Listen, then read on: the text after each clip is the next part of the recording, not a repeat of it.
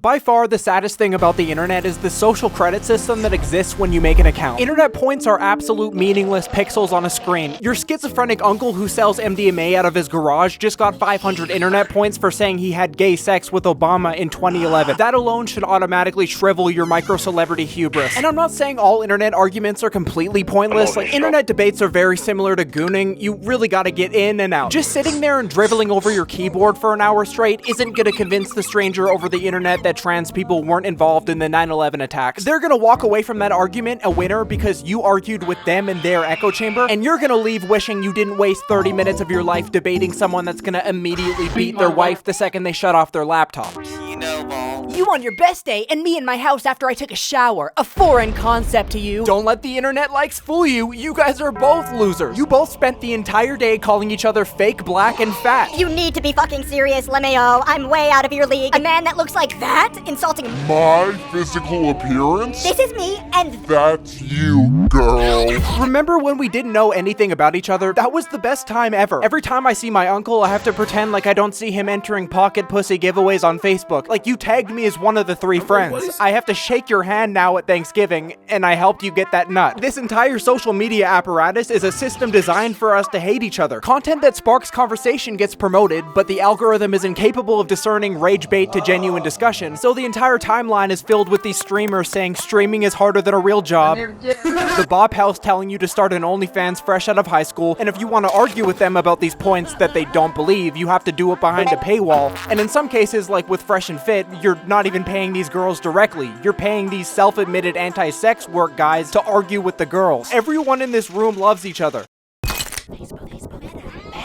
Mark, give me the zuck. I don't know why people still speculate on the dead internet theory as if Meta didn't publicly soft launch AI-generated users onto Facebook and Instagram. Like, the vice president for generative AI at Meta literally came out and said they wanted AI accounts to exist in the same way human accounts do. It's scary, right? No. This really isn't gonna be scary to you and me because we have functioning brains. The people I'm mainly concerned about are the vegetable population around the globe. You know, the children and the elderly. They're both kind of at the same age range where they're super needy and annoying, and you have to be around them all the time. They're always whining about some bullshit like my insulin. You give them an iPad and hope they fuck off for the rest of the day. Yeah, those are the people I'm concerned about. They're already consuming the AI pig slop anyway. This may ruffle some feathers, but learning English should be a requiring citizenship. Why wouldn't Facebook deploy a data mining proud black queer mama of 2 and truth teller, your realest source for life's up and downs, meta informant? Listen, I know what you're doing, Mark Zuckerberg. I get it. You're trying to sex grandma up. Grandma hasn't had some strange cock in 20 years, and all of a sudden dating with Carter pops up, who has all the free time in the world to talk about whatever she pleases. What are the odds the conversation doesn't sway to e-sex? You're holding e-sex over grandma's head, Mark. Mark, just give her the e-sex with no caveat. You're using your twink sleeper agent to emotionally manipulate grandma into sharing data on how much she pays for her hydrochlorothiazide and relativity to her yearly income. It's getting a bit cruel. These people can't even crack the code on AI images of impoverished, crying Asian children building elephants out of recycled bottles, and you want to send them walls of text on why they're wrong about the Holocaust. Like, they're probably basing their entire opinion off of an AI image they saw of Anne Frank shaking Hitler's hand. People on the internet are borderline Prince Philip, non-sentient, slow-witted plankton, and Meta loves it, by the way. They're pushing all the AI to the top of the platform they know 84% of baby boomers have accounts on, and it's just resulting in them getting propagandized and scammed. We begin with a scam warning tonight. With just a few seconds of audio, new artificial intelligence software can clone a person's voice. This Marine Corps veteran who requested for his identity to be kept secret is dumping out $2,500 worth of Trump memorabilia. That was, at one point, his son's college fund. So you thought you were getting over 35 million. And we don't blame him. The videos were eerily convincing.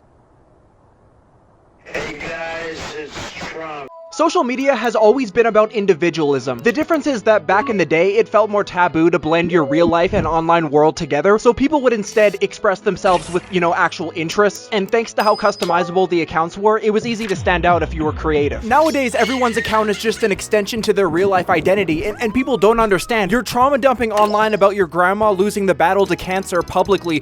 Adolf Rizzler is right there. You're just gonna let that fly in front of Adolf Rizzler like he isn't gonna remember that and use it against you the next next time you call LeBron overrated. We all saw what happened to Keemstar. The one time he opened up and got a little bit vulnerable about brutally slaughtering a dog on Christmas Eve. He can never give an opinion on anything ever again. He's just the permanent dog guy now. The poor sweetheart.